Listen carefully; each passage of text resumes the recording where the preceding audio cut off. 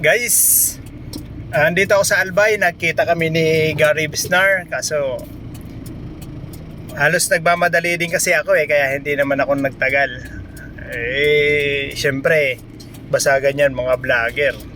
Naghahanap din ng mga mga kasama. Kasi gusto rin makilala. Galing pa siya ng Masbate.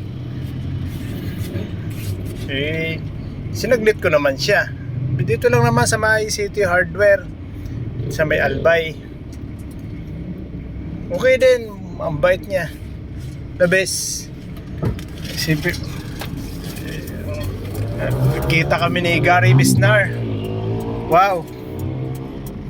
Ang ganda naman ng mga pagkakataong ganito. Yung meron din na nakikilala na